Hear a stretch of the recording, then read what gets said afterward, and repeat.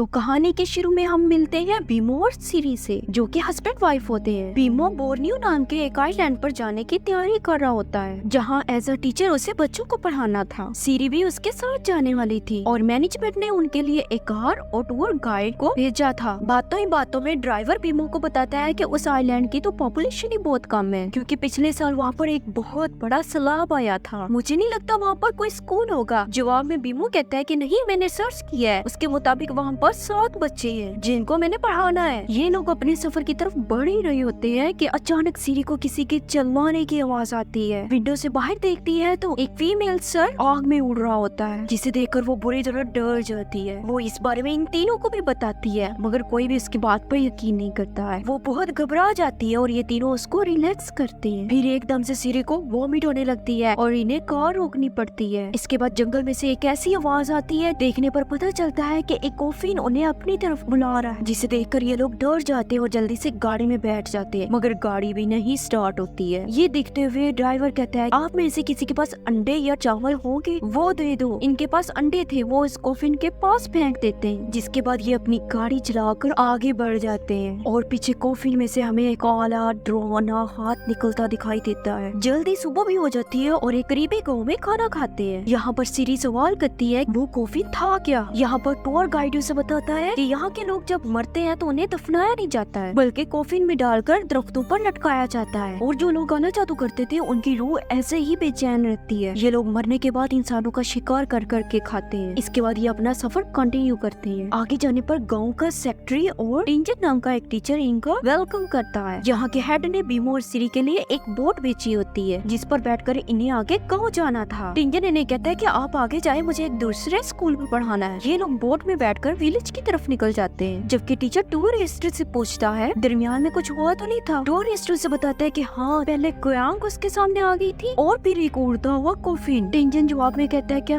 अभी तो इन्हें और बहुत सारी मुश्किलात फेस करनी है। इस लड़की के आने की पेशन गोइयां यहाँ पर पहले ही हो चुकी है। स्पेसिफिकली सिरी के लिए नहीं, बस गाँव वालों ने ये पेशन गोई की हुई थी कि दूसरे आइलैंड से एक लेडी आएगी और इसका रिजल्ट क्या निकलेगा वो तो हमें आगे ही पता चलेगा। यहाँ पर दिखाया जाता है कि बीमो और सिरी दोनों गांव में पहुंच जाते हैं। घने जंगलों में से बीमो और सिरी गुजरते हुए बहुत डर रहे होते हैं। यहाँ पर ये लोग दरख्तों से लटके हुए बहुत सारे कॉफिन देखते हैं, जिससे सिरी बहुत ज्यादा डिस्टर्ब हो जाती है और बीमो उसे रिलैक्स करता हुआ किसी तरह यहाँ से निकाल लेता है। आगे बढ़कर ये एक ओल्ड लेडी से रास्ता पूछते हैं, जो उन्हें रास्ता तो बता देती है, मगर ये नोटिस करते हैं कि वो लेडी और उसके साथ खड़ा हुआ आदमी बहुत अजीब तरीके से उन्हें देख रहा होता है। आगे आने पर ये स्कूल के प्रिंसिपल से मिलते हैं। प्रिंसिपल उन्हें इनका कैबिन दिखाते हैं और इनके साथ खाना खाते हैं। यहाँ पर प्रिंसिपल इन्हें बताता है कि पिछले साल यहाँ पर बहुत बड़ा सैलाब आया था, जिसकी वजह से बहुत सारे बच्चे मारे गए थे। यहाँ के लोगों ने माइग्रेशन कर ली थी और अब यहाँ पर सिर्फ 7 बच्चे ही बचे हैं। बच्चे बेशक 7 हैं, मगर उनके फ्यूचर को ब्राइट करना बहुत जरूरी है। इसके बाद बीमो प्रिंसिपल को बाइट छोड़ने तक जाता है। उसके जाते ही सिरी को यहाँ पर कुछ हलचल महसूस होती है। फिर हम देखते हैं कि एक ओल्ड लेडी सिरी के ऊपर नजर रखी हुई होती है। यहाँ बीमो प्रिंसिपल को एक अजीब से कपल के बारे में बताता है, जो उन्हें रास्ते में मिला था, जो बहुत अजीब तरीके से उन पर हंस रहे होते हैं। प्रिंसिपल हंसते हुए कहता है कि इनका नाम अलैंग और तंबी है। उनके बच्चे गुम हो गए थे, जिसके बाद गाँव वालों ने उन्हें निगलेक्ट करना शुरू कर दिया था और गाँव वालों का कहना है कि तंबी जादू करनी है, जिसकी वजह से इन्होंने जंगलों में रहना शुरू कर दिया। और इनका ये भी कहना है कि ये जो सैलाब आया था वो इसी की वजह से आया था। प्रिंसिपल चला जाता है और फिर ये सो जाते हैं। आधी रात को इनका घर का दरवाजा कोई खटखटा रहा होता है। बीमो उठकर जब चेक करने के लिए जाता है तो जल्दी से एक औरत अंदर आ जाती है। ये तंबी ही होती है, जो सिरी के पेट पर हाथ लगाती है और फिर यहाँ से चले जाती है। उसके इस बिहेवियर से ये दोनों बहुत डर जाते हैं। सुबह होने पर ये बात प्रिंसिपल को बताते हैं। हंसते हुए प्रिंसिपल कहते हैं कि अरे डरने वाले कोई बात नहीं है, ये यहाँ पर आने वाले नए लोगों के साथ ऐसा ही करती है। खैर अब ये दोनों अपनी ड्यूटी शुरू कर देते हैं। सिरी जिस क्लास में पढ़ा रही होती है वहाँ पर सिर्फ 4 ही बच्चे होते हैं। जैसे ही वो मुड़कर देखती है तो उसे पूरी क्लास में मरे हुए बच्चों के भूत दिखाई देने लगते हैं। इस चीज से वो बहुत डर जाती है और वापस आकर बीमो को बताती है। बीमो उससे कहता है कि मुझे नहीं लगता ऐसा कुछ हुआ होगा, ये सब तुम्हारे इल्यूजन्स है, परेशान मत हो। इसके बाद जैसे ही बीमो यहाँ से जाता है, सिरी को पर्दे के पीछे किसी का अक्स दिखाई देता है। वो जैसे ही पर्दा हटाती है तो विंडो में कोई भी नहीं होता है। अगले दिन हम बीमो और सिरी को बच्चों के साथ खेलते हुए देखते हैं। तभी इन्हें दरख्त के पास तंबी नजर आती है। इसके बाद उन्हें फौरन एक बच्ची के चिल्लाने की आवाज आती है। अंदर जाकर देखते हैं कि एक लड़की रूफ के अंदर लटकी हुई है। बीमो जब उसे बचाने के लिए जाता है तो रूफ के अंदर उसे वो बच्ची पोजेस्ड हालत में मिलती है। ये देखकर बीमो बहुत डर जाता है। तभी बीमो को दूसरे रूम से सीरी के चलाने की आवाजें आ रही होती है, जहाँ सीरी को मरे हुए बच्चों के बहुत सारे स्पिरिट्स नजर आ रहे होते हैं। वो बहुत उसके पेट की तरफ इशारा करते हुए कहते हैं सेक्रीफाइस सेक्रीफाइस। इस वाक्य के बाद तो सीरी बहुत ज्यादा डर जाती है। उसके पेट में भी शदीद दर्द होना शुरू हो जाता है। कुछ देर बाद हम देखते हैं कि वो दरवाजा खुद ब खुद खुल जाता है। सीन कट होकर हमें सीरी दिखाई जाती है जो घर पर रात को रेस्ट कर रही होती है। अगले दिन प्रिंसिपल उनके घर आते हैं, हेड का पैगाम देते हैं कि वो इन्हें मिलने के लिए बुला रहे हैं। ये लोग उसके पास चले जाते हैं और वहाँ पर हेड इन्हें यहाँ पर मीना नाम की एक लड़की से मिलवाते हैं। मीना एक जादूगर थी। आखिरी रात सीरी के साथ जो कुछ हुआ था ये जानने के लिए सीरी अपना हाथ मीना के हाथ पर रखती है और चेक करके उसे बताती है कि वो तो प्रेग्नेंट है। यहाँ तक ये बात तो सीरी को भी नहीं मालूम थी। वो तो जानकर खुश होती है, मगर यहाँ की सरदार को अच्छा नहीं लगता है। वो कहते हैं कि अगर तुम प्रेग्नेंट थी तो तुम्हें बताना चाहिए था। अब सीरी प्रेग्नेंट थी, इसमें इन लोगों का क्या नुकसान था? इनके गुस्से के पीछे की वजह सीरी नहीं जान पाती है। सीरी इन लोगों से पूछती है कि आखिर आप लोगों को मसला क्या है, जिसका जवाब देते हुए मीना कहती है कि यहाँ पर एक प्रोफेसी चल रही है कि यहाँ के लोगों का मानना है कि एक दूसरे आइलैंड से प्रेग्नेंट वुमेन आएगी जिसकी रेड फीटस से यहाँ पर मौजूद डीमन अपने आप को मुकम्मल कर लेगा और फिर ताकतवर बनकर इस आइलैंड पर हुकूमत करेगा।